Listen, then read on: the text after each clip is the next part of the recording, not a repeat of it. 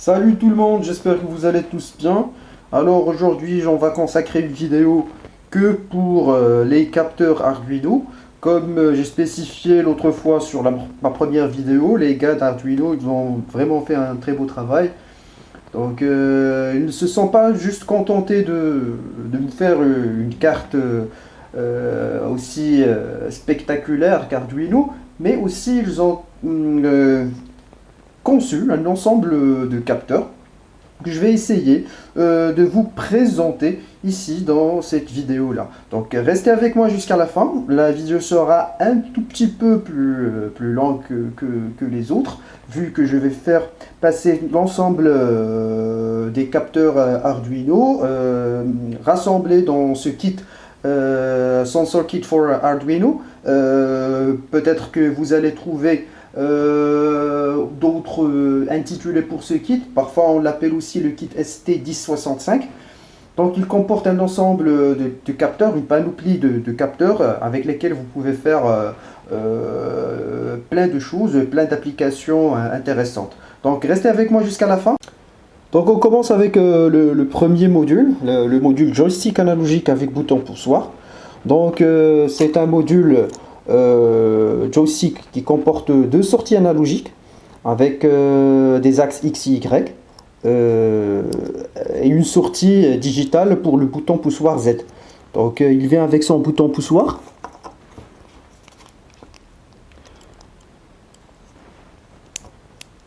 Donc il vous permet d'aller à droite gauche, en avant et en arrière avec un bouton poussoir Z. Donc il s'alimente avec 5 volts, donc il a deux sorties analogiques avec des axes Y et Z et une sortie digitale avec un bouton poussoir Z. Les tensions de sortie entre le 0 et le 5 volts suivant la position, et les dimensions sont généralement de 37 sur 25 sur 32 mm.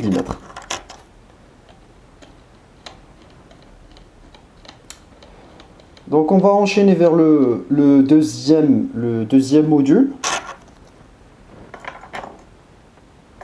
Donc c'est le module relais. Donc ce module commute un relais à partir d'un signal digital. Donc c'est un relais qui permet la commande d'appareils nécessitant une puissance importante, comme par exemple les moteurs. Donc il s'alimente lui aussi avec 5 volts. Donc il comporte une sortie 30 VCC 10 ampères. Donc il a 3 connecteurs. Donc 3 broches, une pour le VCC, la ground et le signal. Et ces dimensions sont généralement de 34 x 17 mm.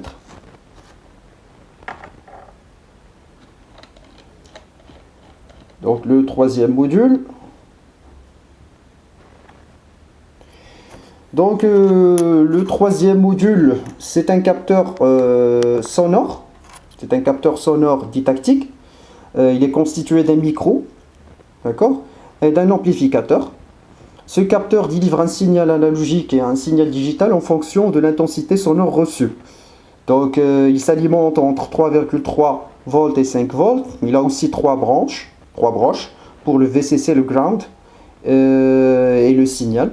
Et bien sûr cette dimension 36 x 15 x 13 mm. Il est généralement utilisé pour les signaux sonores un peu bruyants et pour tout ce qui est des signaux sonores un peu sensibles. On peut utiliser l'autre module avec une sensibilité plus haute que son précédent. Donc il permet de détecter ou d'enregistrer des signaux sonores faibles. Donc on va enchaîner vers un autre module, le module suiveur de ligne. C'est un module basé sur un réflecteur optique et un amplificateur. Donc le seuil de déclenchement du signal digital est réglable via un potentiomètre réglable ici. Donc son alimentation lui aussi est entre 3,3 volts et 5 volts, donc et sa consommation est de environ 20 mA sous 5 volts. Donc il a deux sorties, un état bas et un état haut. Un état bas pour la ligne noire et un état haut pour la ligne blanche. Donc ces dimensions, c'est 42 x 11 x 12 mm.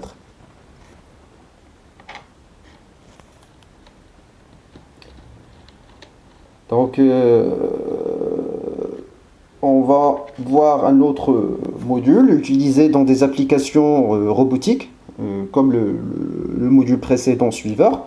Donc c'est un module détecteur d'obstacles. Un détecteur d'obstacles équipé d'un émetteur récepteur infrarouge IR. Donc ici on a l'émetteur, ici on a le récepteur IR, est basé sur un amplificateur NE555 et permet la détection d'obstacles sur une portée de 2 à 40 cm. Donc lui aussi il est utilisé pour des applications de robots, de voitures suiveuses. Donc les caractéristiques de ce module, donc lui aussi il s'alimente avec une tension de 3,3 à 5 volts, donc une consommation de 20 mA, donc il ne consomme pas vraiment beaucoup. Donc il permet la détection, comme je l'avais dit, entre 2 à 40 cm, un angle de détection de 35 degrés, il a aussi 4 branches, un ground et un signal, et d'autres branches avec d'autres spécificités. Donc la sortie est à bas hors d'une détection. Donc une LED d'indication de direction et ses dimensions sont de 45 x 17 x 13 mm.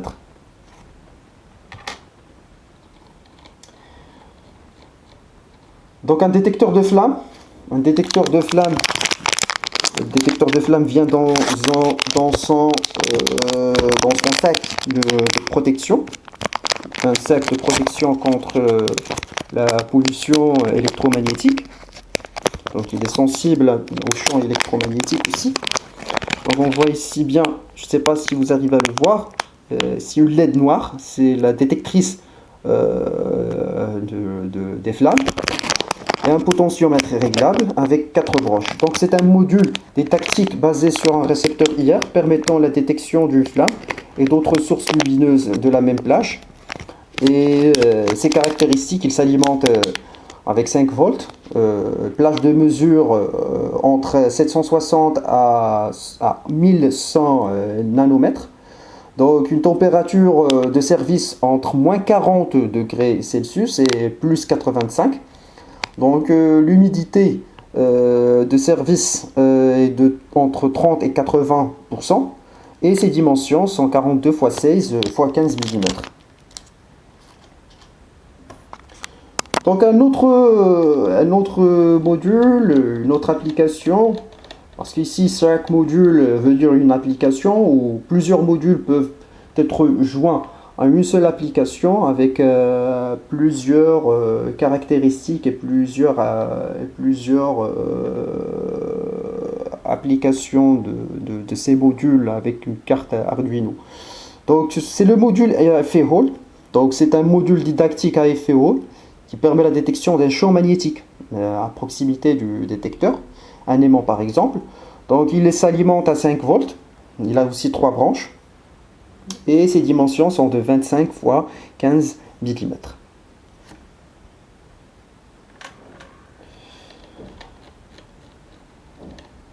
Le module tactique, ou tactile plutôt, je m'excuse. Donc c'est le module tactile. Donc la sortie de ce capteur tactile change l'état lorsque l'on touche le capteur. Donc il s'alimente avec 5 volts et ses dimensions sont de 25 x 15 mm.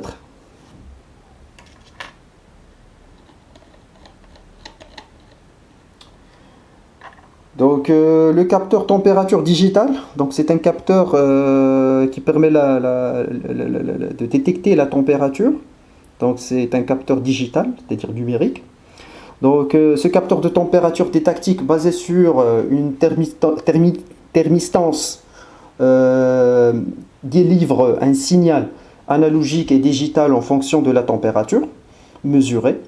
Donc il se raccorde sur une entrée analogique ou une sortie digitale d'une carte Arduino compatible. Donc peut-être il y a lieu de préciser que ces capteurs peuvent aussi être utilisés avec d'autres cartes qu'on va voir plus tard sur ma chaîne. Donc ils sont aussi utilisés par exemple par la carte ESP32. Donc ils sont compatibles avec l'ensemble des cartes qui possèdent des caractéristiques similaires à Arduino. Donc on va voir aussi le capteur buzzer passif, buzzer actif, c'est le buzzer actif. Donc c'est un module à buzzer actif compatible Arduino, donc ne nécessite pas d'oscillateur externe. Donc il s'alimente entre 3,3 et 5 volts. Donc et ses dimensions sont 25 x 15 x 12. Donc on va voir aussi le buzzer passif. Donc le module buzzer passif compatible Arduino. Ce module est similaire au précédent en apparence. Il doit être cependant piloté avec un signal carré et non pas un signal continu classique. Donc lui aussi, donc il est similaire au précédent, donc ils ont les mêmes dimensions et la même plage d'alimentation.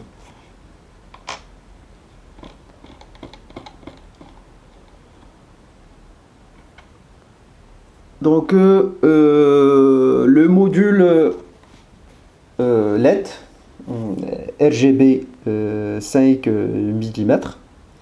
Donc c'est un module à LED RGB piloté à partir de 3 sorties digitales d'une carte Arduino compatible. Donc chaque couleur permet, peut être commandée par un signal pour faire varier l'intensité lumineuse. Donc pour le RGB, c'est-à-dire rouge, vert et bleu.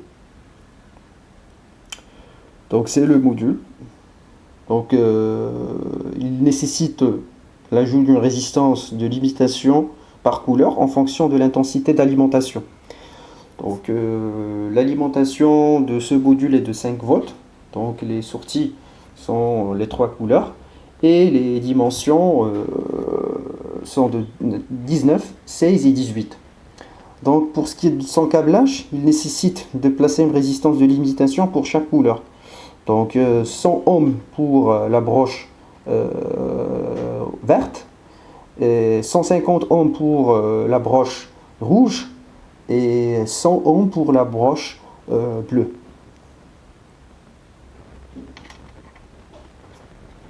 On va enchaîner la suite vers notre capteur.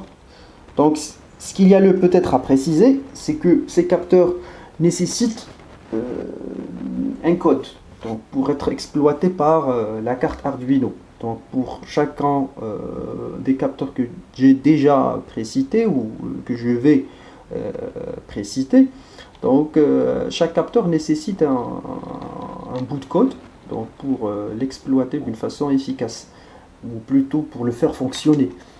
Donc on va les voir par la suite lorsqu'on va faire des applications. Ce que je prévois faire, c'est de faire un ensemble de vidéos pour chaque capteur avec une application simple. Par la suite, je vais essayer de faire une autre vidéo ou plusieurs vidéos sur des projets un peu complexes qui nécessitent l'utilisation à la fois de plusieurs capteurs, peut-être l'utilisation de certains moteurs ou de certains modules encore plus compliqués, par exemple le module GPS, peut-être le module GSM, peut-être un autre module d'émission-réception comme le module Bluetooth ou Wi-Fi, ou encore le module pour les signaux électromagnétiques. Enfin bref, on va essayer un peu de faire le nécessaire pour que vous puissiez comprendre l'ensemble de ces capteurs et aussi de pouvoir les utiliser d'une façon plus fluide en quelque sorte. Donc le capteur suivant, c'est le module à LED RGB CMS. Donc c'est un module à LED RGB permettant l'obtention d'une large palette de couleurs à partir de 3 sorties PWM d'une carte Arduino compatible. Donc il nécessite une résistance aussi de limitation par LED. Donc c'est un module similaire au précédent, mais avec une certaine différence. Ce module-là permet l'obtention de plusieurs couleurs et non pas de 3 couleurs seulement. Donc pour son alimentation, il s'alimente avec une tension entre 3,3 et 5 volts. Donc il a 4 broches, donc une pour la masse, ground, et les 3 autres pour les 3 couleurs, verte, rouge et bleu. Donc pour ce qui est de ses dimensions, il a 20 x 16 x 7 mm. Donc pour ce qui est de son câblage, donc il nécessite de placer une résistance de limitation pour chaque couleur, donc comme le précédent capteur. Donc 100 ohms pour la broche green, 150 volts, 150 ohms pour la broche red, rouge, et finalement 100 ohms pour la broche blue ou bleu.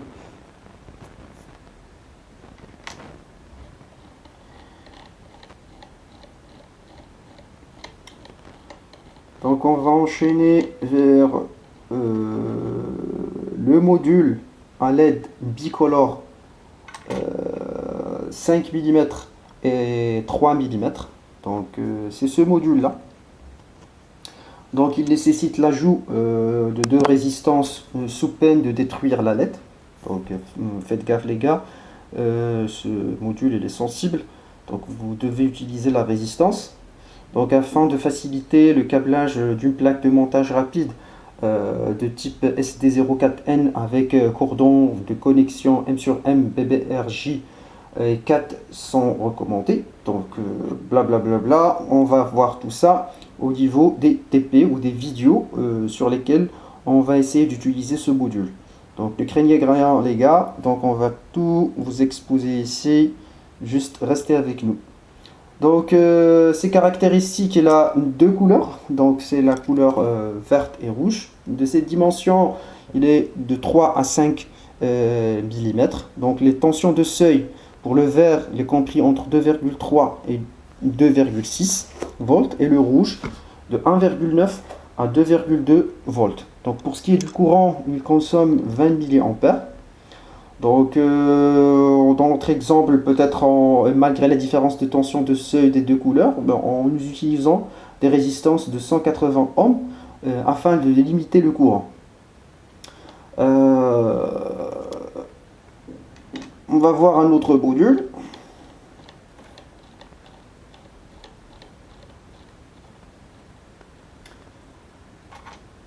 Donc c'est le module interrupteur ILS. Donc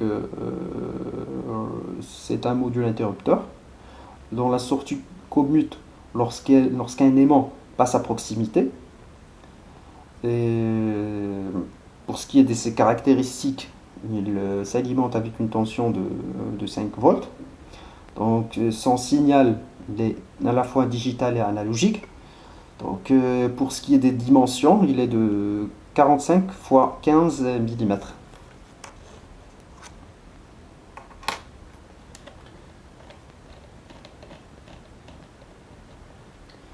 Donc on va voir un autre module, donc un autre module ILS, mais c'est le module, on l'appelle module miniature ILS. Donc si on va le comparer avec l'autre, il est un peu petit. Donc c'est un module miniature à interrupteur ILS dont la sortie commute lorsqu'un aimant passe à proximité. Donc il s'alimente aussi avec une tension de 5 volts. Donc c'est un signal purement digital, numérique. Donc ses dimensions, il est de 25 x 15 mm, il pèse juste 2 grammes.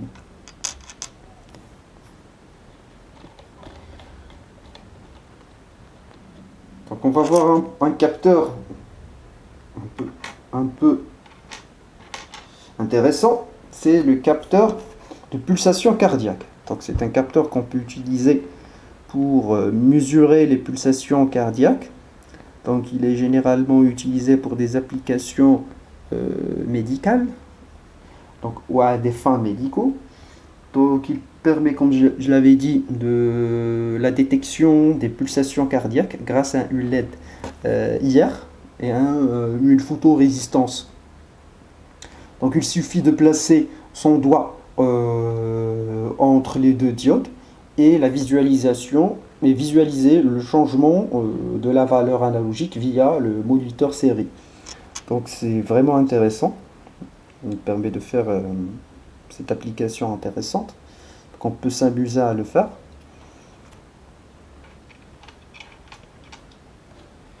Pour ce qui est de son alimentation, il s'alimente avec 5 volts, comme je l'avais dit. C'est un signal purement numérique. Et ses dimensions sont de 25 x 15 mm. Donc, un autre module.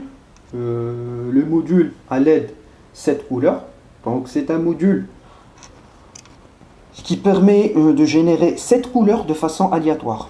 Donc c'est un module qui nécessite une résistance de 180 ohms à placer entre la sortie digitale et la carte Arduino et la broche signal du module à LED. Donc ses caractéristiques, donc il a une tension de seuil de 4,5 volts et pour ce qui est de ses dimensions, il a un diamètre de 5 mm.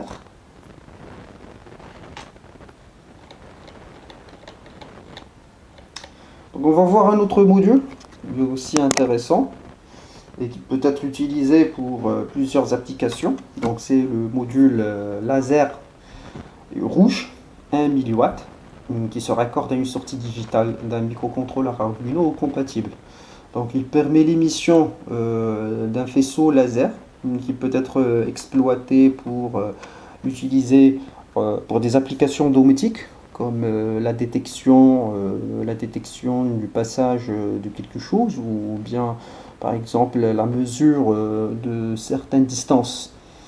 Donc, enfin bref, il peut être utilisé dans plusieurs applications. Donc il a aussi une alimentation de 5 volts, donc une longueur d'onde de 650 nanomètres pour le faisceau laser. La couleur elle est rouge du faisceau laser. Donc laser de classe 3B. Donc il fait attention à ne pas le diriger vers les yeux. Il a une dimension de 27 x 15 mm. Donc faites attention avec ce module lorsque vous l'utilisez. Bien sûr, toute application ou tout projet va nécessiter des boutons poussoirs. Donc les gars d'Arduino, ils ont pensé à tout. Donc ce module bouton poussoir, c'est un simple bouton poussoir qui permet de faire commuter une entrée digitale d'une carte Arduino compatible. Donc il s'alimente avec le 5 volts, il a une sortie digitale et il a une dimension de 19 x 16 x 10 mm. Donc comme je l'avais dit, peut-être on va pas trouver une application sans bouton poussoir. Presque, je dis presque, on va pas trouver une application sans bouton poussoir, ne serait-ce que pour allumer et éteindre cette application ou ce projet. Donc presque on va le trouver partout, dans tous les projets, ce bouton poussoir là. Donc on va essayer de voir une simple application de ce bouton et après on va essayer de l'intégrer dans des projets un peu plus complexes.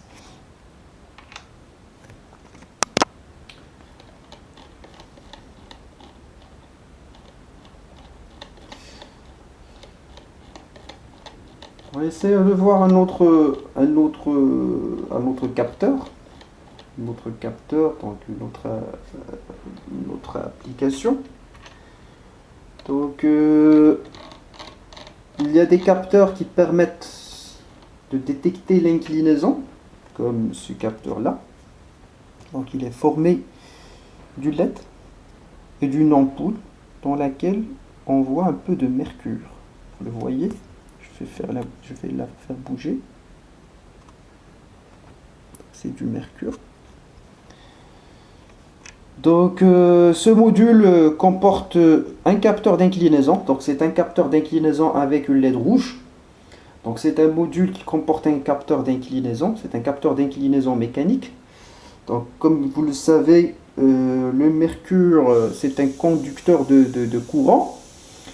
Donc, et lorsqu'il atteint les deux broches métalliques à l'intérieur de l'ampoule, il fait fermer le circuit. Donc, mais ainsi, il va permettre le passage de courant électrique. Donc, c'est comme ça qu'on utilise ce capteur pour déterminer l'inclinaison. Donc, il communique avec un microcontrôleur de type Arduino compatible via deux broches digitales. Donc, son alimentation est de 5 volts. Donc, on va voir un autre capteur d'inclinaison. Donc, un capteur d'inclinaison simple. Lui aussi part du même principe. Donc, une ampoule avec une goutte de mercure à l'intérieur et deux broches métalliques. Donc, c'est un capteur d'inclinaison qui communique avec un microcontrôleur de type Arduino lui aussi via une broche digitale. Donc, la seule différence entre les deux, c'est que le premier comporte une LED rouge qui s'allume plutôt lorsqu'on a contact, et le deuxième n'a pas de LED. Donc, je ne vois pas vraiment l'utilité de ce deuxième module. On peut peut-être dire que ici on va avoir besoin du LED pour nous dire, ou plutôt pour nous indiquer s'il y a contact. Mais ici, vraiment, je vois pas l'intérêt d'avoir ce deuxième module là. Enfin bref. Donc on va s'attaquer au prochain capteur. Donc c'est un capteur de détection de vibration. Donc c'est un capteur qui comporte un capteur de vibration et communique lui aussi avec l'Arduino ou des cartes compatibles via une broche digitale. Donc je peux dire que c'est un détecteur intéressant pour des applications de type domotique ou peut-être des applications de type sécuritaire. Donc on peut l'utiliser comme détecteur d'ouverture de porte ou détecteur de choc, pourquoi pas. Donc il s'alimente avec une tension de 5 volts. Donc il a aussi une sortie digitale et des dimensions de 19 x 15 x 8.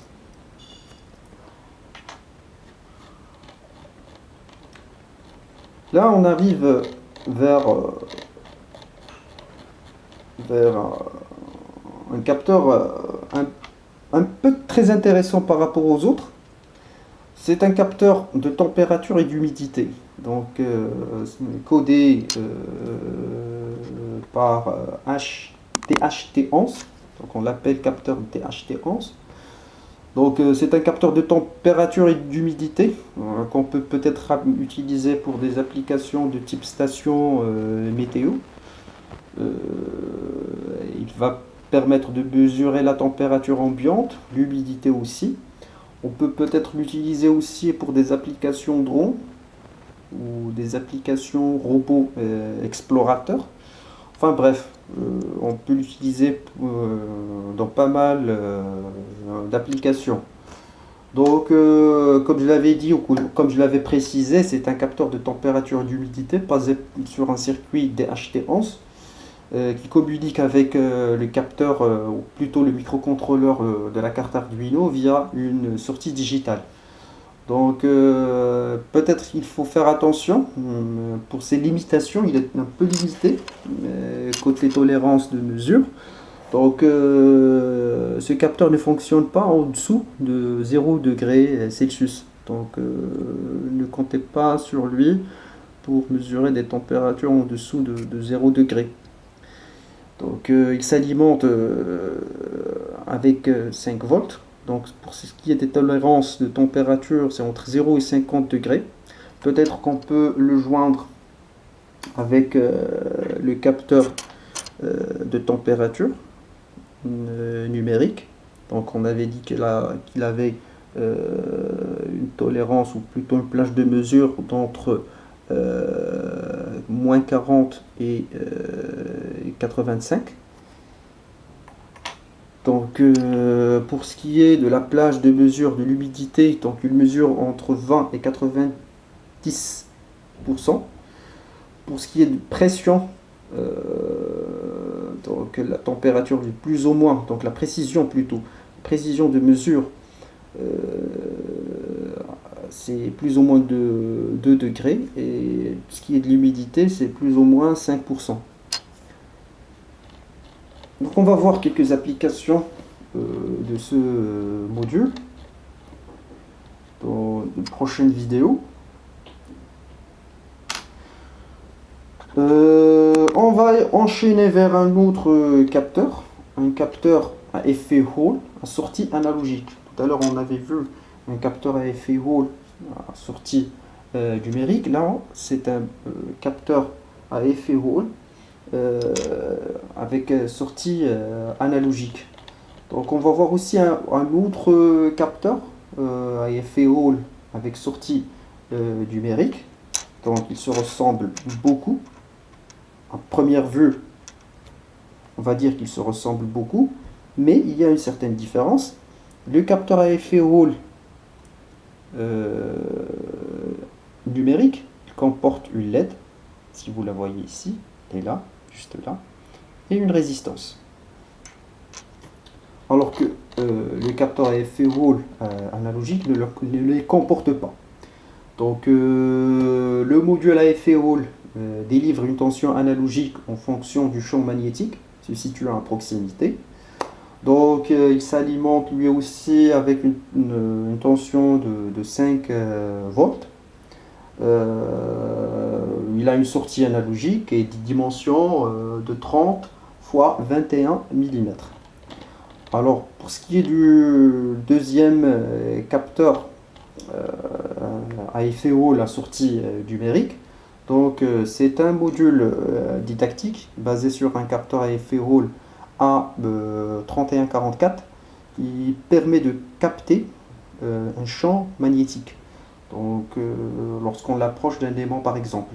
Donc il se différencie du capteur analogique, comme je l'avais déjà précisé, par la présence d'une résistance et d'une LED intégrée à ce module.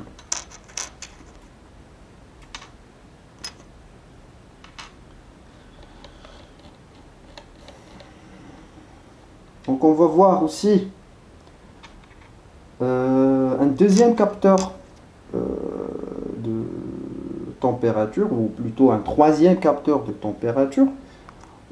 Celui-là présente des caractéristiques intéressantes. Donc il peut être joint à ce module qui mesure l'humidité. Donc ce capteur, c'est un capteur de température basé sur le circuit DS18B20 qui va permettre de mesurer la température ambiante, donc avec une plage de moins 55 degrés à 125 degrés. Donc c'est un module qui se raccorde avec une entrée digitale d'une carte Arduino ou une carte compatible. Donc il s'alimente lui aussi à 5 volts. Donc il a une précision de 0,5 degrés Celsius. Donc c'est un capteur qu'on peut dire qu'il est un peu présente une précision assez intéressante par rapport aux autres capteurs. Donc on va essayer de l'utiliser peut-être pour des applications de type robot qui vont peut-être appeler à faire à s'approcher de sources de température importantes que l'être humain ne peut pas vraiment approcher directement sans combinaison de protection.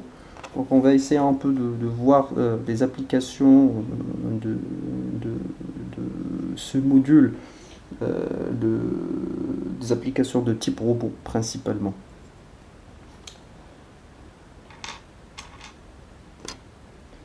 Alors on va enchaîner vers un autre capteur. Je sais très bien que cette vidéo là sera un peu plus longue que les autres, mais ça vaut la peine. Donc on va essayer un peu de passer en revue l'ensemble des capteurs qu'on va utiliser. Et par la suite, on va essayer de présenter chaque capteur plus en détail avec une application, un morceau de code et que vous pouvez par la suite télécharger ou utiliser vous aussi. Donc entre-temps, essayez de vous procurer ces capteurs ou le kit Sensor for Arduino. Donc ils sont présents sur plusieurs sites sur internet. Donc côté prix, c'est pas vraiment très cher, c'est aux environs de 30 euros. 30 euros le kit complet. Mais ça dépend des sites, donc faites gaffe. Si vous pouvez l'acheter directement de AliExpress, ça sera intéressant, ils sont moins chers là-bas. Mais si vous allez passer par un intermédiaire, donc vous risquez de voir le prix un peu élevé. Donc essayez de passer par AliExpress, c'est mieux. Donc un autre capteur, donc c'est un capteur de température analogique. Donc c'est un capteur de température didactique basé sur une thermistance qui délivre un signal analogique en fonction de la température mesurée. Donc la plage de mesure est de moins 55 à plus 125 degrés avec une précision de plus ou moins 0,5 degrés Celsius. Donc il utilise une thermistance MF52. Donc pour ce qui est des dimensions, c'est 19 x 16 x 7 mm. Donc comme vous voyez, presque tous les capteurs que j'ai présentés ici dans cette vidéo-là, ils ont des dimensions assez réduites. Donc pour permettre de l'utiliser sur des applications sans encombrement. Donc vous pouvez aussi les utiliser surtout pour des applications qui nécessitent de faire un peu attention au poids ou à la masse. Donc comme je sais pas, des drones ou des avions radio commandés. Donc ils nécessitent un peu de faire attention à la masse. Donc ces capteurs-là vont faire l'affaire.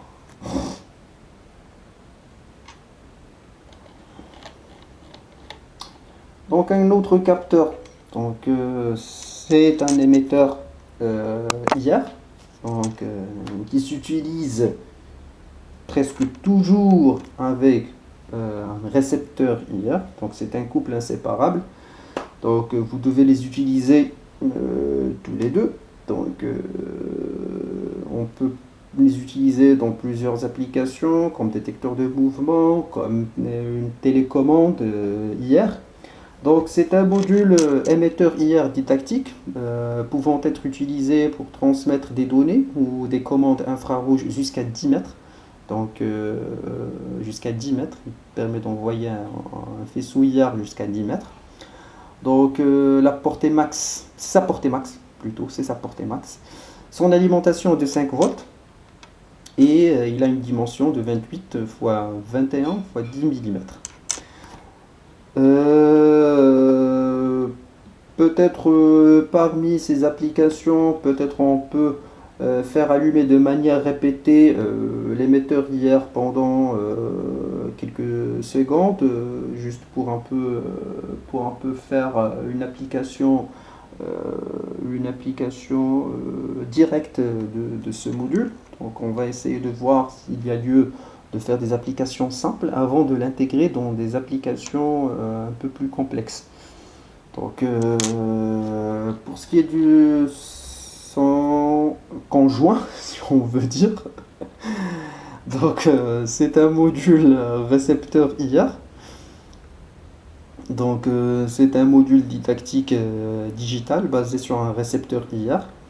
Donc, qui permet la réception du signal infrarouge émis par l'émetteur.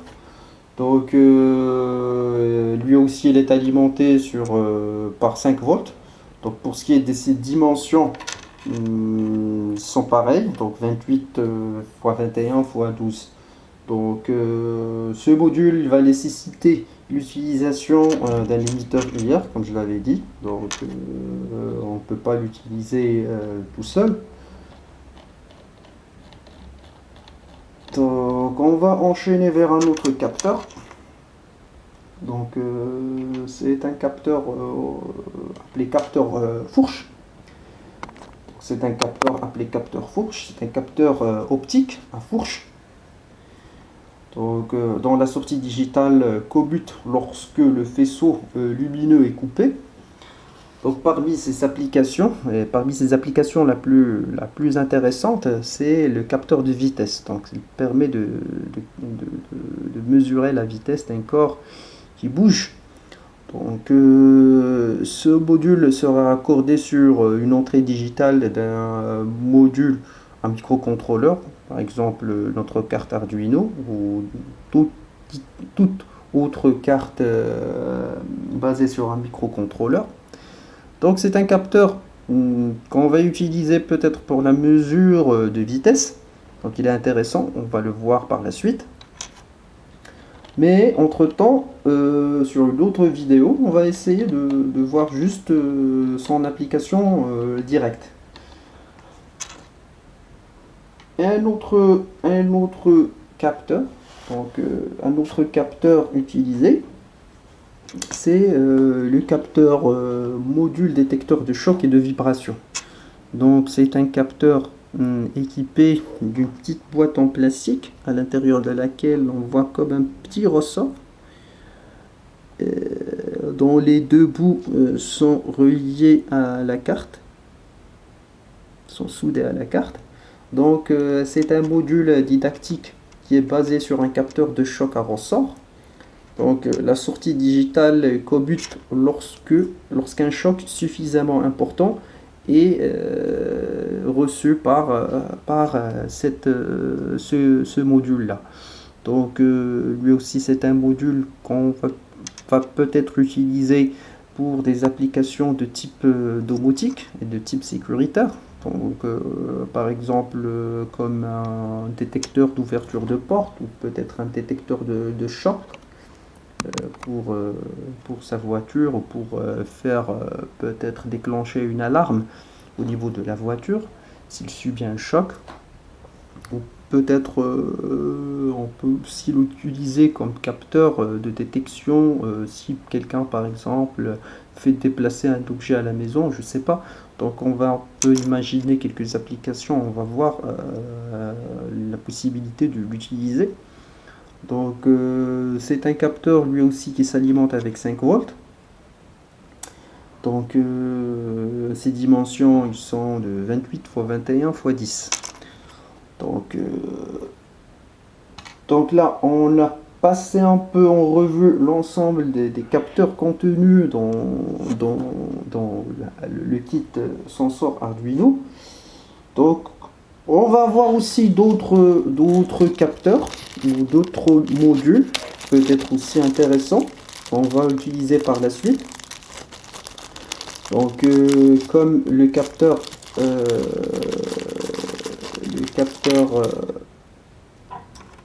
émetteur-récepteur. Donc c'est un capteur émetteur-récepteur qu'on va utiliser dans plusieurs applications qui nécessitent une commande à distance. Donc c'est un capteur de 433 MHz de fréquence. Donc comme vous le voyez ici, il y a un émetteur et un récepteur à la fois avec une petite antenne avec 3 broches. Ces dimensions sont assez réduites donc pour être placé sur des applications ou des projets de type robot ou de type drone ou avion radiocommandé. Donc il permet la transmission de données aussi, permet la transmission de données sur des distances relativement importantes. Donc en quelque sorte on peut l'utiliser aussi pour des applications de type communication, donc de type talkie-walkie, de type je sais pas téléphone. Je sais pas, on va voir un peu qu'est-ce qu'on peut faire avec ce module là. Faut pas vraiment compter sur sa puissance d'émission, donc la puissance d'émission n'est pas très importante pour pouvoir émettre sur de longues distances, Mais on va voir des applications sur lesquelles on peut l'appliquer, et pourquoi pas, on va essayer un peu d'améliorer la chose pour un peu obtenir des applications importantes ou très intéressantes. Donc un deuxième module très intéressant, peut-être pour les applications de type acquisition de données de pression, je sais pas, de température, d'humidité et tout. Donc peut-être encore des applications de type commande à distance. C'est un module Wi-Fi, donc un émetteur récepteur.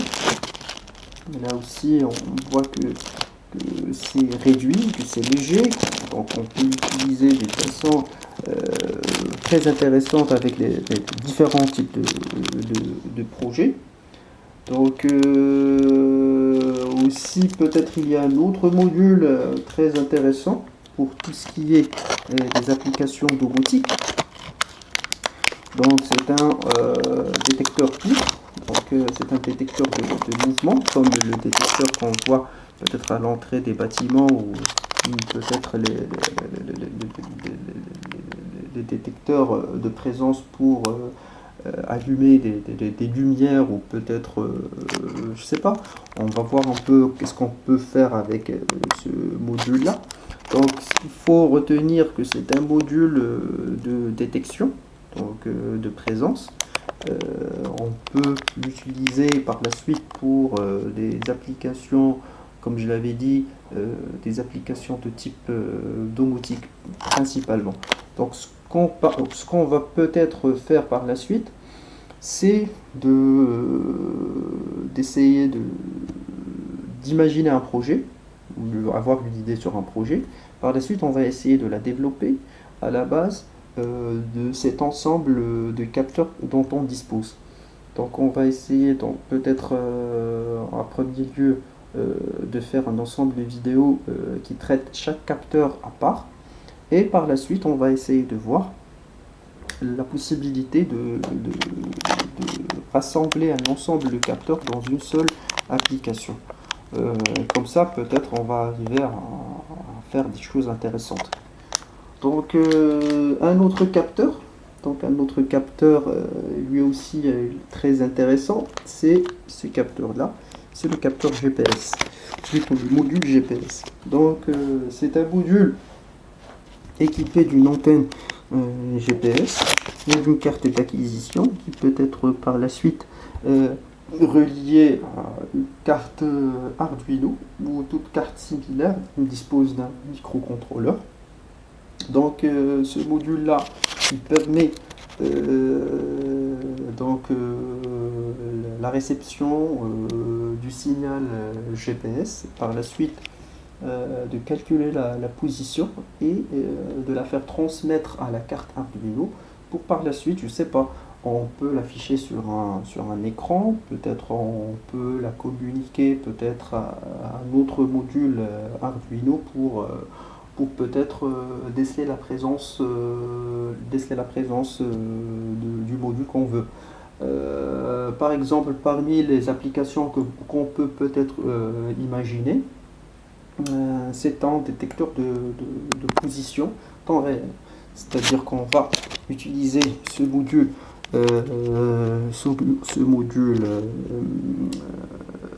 GPS. On va le relier à une carte Arduino. Par la suite, on va le relier à un shield GSM. C'est quoi un shield GSM, ou plutôt c'est quoi un shield?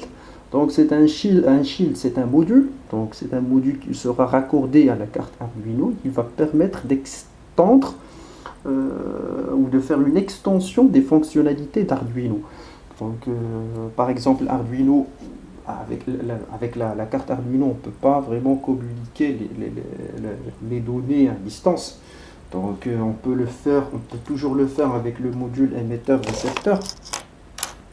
On peut encore le faire avec le module télécommande.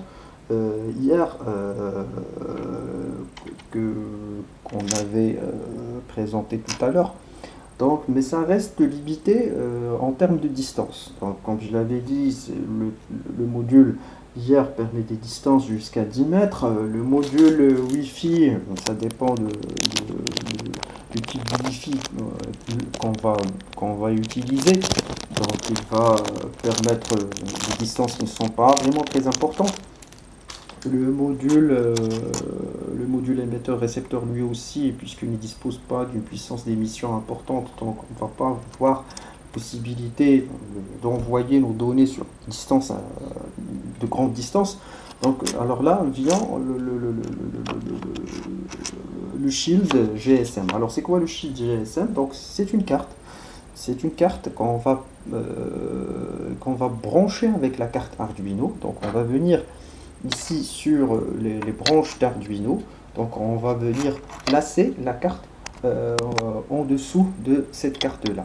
Donc, le Shield GSM dispose d'un slot dans lequel on va placer une carte SIM. Donc, une carte SIM d'un opérateur téléphonique GSM et d'une antenne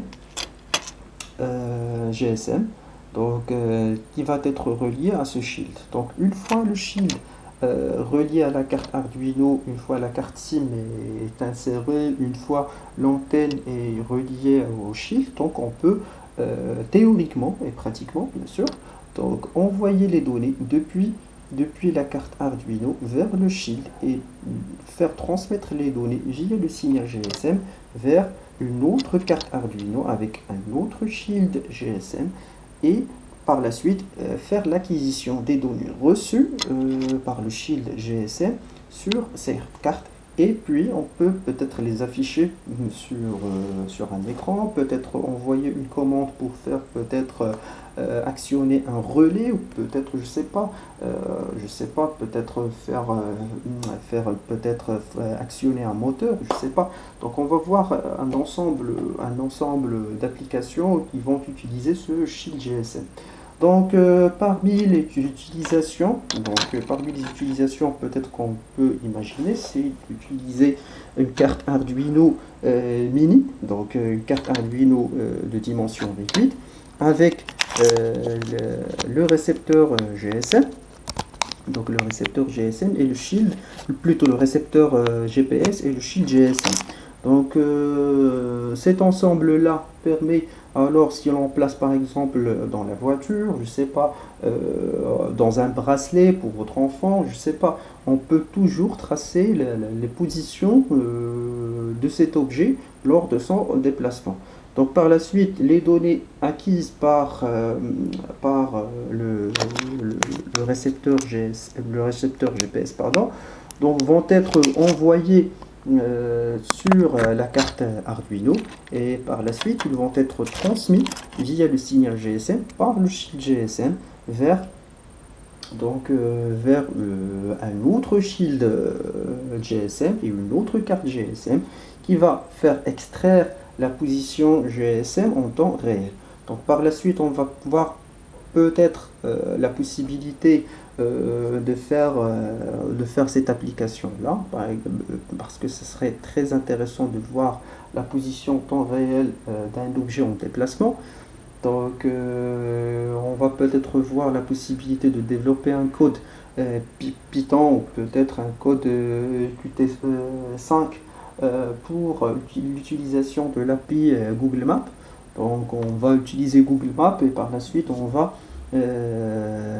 superposer la position acquise par la carte GSM sur cette API là et on va peut-être le voir directement sur notre ordinateur ou sur notre smartphone. Donc c'est un ensemble d'applications qu'on peut peut-être imaginer, qu'on peut toujours réaliser via l'ensemble de ces capteurs là. Donc on peut aussi imaginer d'autres applications, je sais pas, de type robot Ranger ou de type robot Explorer. Donc on peut peut-être imaginer un robot avec des chenilles ou des roues tout terrain. Donc avec la possibilité de mesure de grandeur, par exemple la température, la pression, je sais pas, le champ magnétique. Peut-être on peut aussi utiliser un bras avec des moteurs actionneurs pour un peu prélever, je sais pas, quelque chose, ou peut-être prélever, je sais pas, un bout de, je sais pas, du sable, je sais pas, n'importe quoi. Donc l'essentiel, c'est ce qu'on va essayer de faire. Donc on va un peu imaginer la possibilité de, euh, de faire un projet, généralement un projet robotique. Donc pour faire à la fois utiliser les capteurs, donc les capteurs de température, de pression, d'humidité et tout, de faire actionner des moteurs, des roues, un bras peut-être pour le prélèvement de quelques, je sais pas, le prélèvement de quelque chose, et par la suite la mettre sur le robot pour être analysée une fois qu'elle atteigne sa cible. Donc on va essayer de voir un peu cette possibilité-là. Donc par la suite on va voir dans une autre vidéo peut-être la composition minimale pour commencer un peu à faire des applications pratiques d'Arduino. On va voir toutes les composantes nécessaires que vous devez peut-être acquérir pour commencer des travaux pratiques avec la carte Arduino. Je sais pas, on va voir, peut-être il est nécessaire peut-être d'acquérir une breadboard, peut-être des fils, peut-être un générateur de tension stable, peut-être un multimètre. Enfin bref, on va voir tout ce qui est nécessaire peut-être pour monter votre premier petit lab d'électronique. Donc on va essayer de faire cette vidéo-là très prochainement. Donc l'essentiel, c'est d'avoir à l'esprit que l'électronique, ça s'apprend par la pratique. Donc il faut pratiquer, il faut toucher. Donc il ne faut pas se contenter seulement des logiciels de simulation. Je sais très bien qu'il y a des logiciels de simulation électronique, par exemple Proteus Isis. Donc il ne faut pas seulement se contenter d'utiliser des simulateurs électroniques, d'électronique sur votre PC. Je sais très bien qu'il y a beaucoup de simulateurs, par exemple le Proteus Isis, qui permet de faire des TP Arduino. Donc on peut simuler une carte Arduino avec ses capteurs, avec des fils et tout. Mais l'électronique, c'est pas de la simulation, il faut vraiment toucher. Parce que la différence qu'il y a entre une simulation et la réalité, c'est que la réalité vous affronte à plusieurs problèmes. Alors que la simulation, c'est toujours le monde idéal. Donc on cherche un peu à faciliter la chose. Mais là, avec l'électronique pratique, c'est-à-dire le fait de toucher de l'électronique, on va être confronté à plusieurs problèmes, je sais pas, à plusieurs facteurs qui vont un peu changer ou chambouler un peu vos mesures et votre TP. Donc c'est plus pratique, donc c'est plus intéressant de toucher à la chose.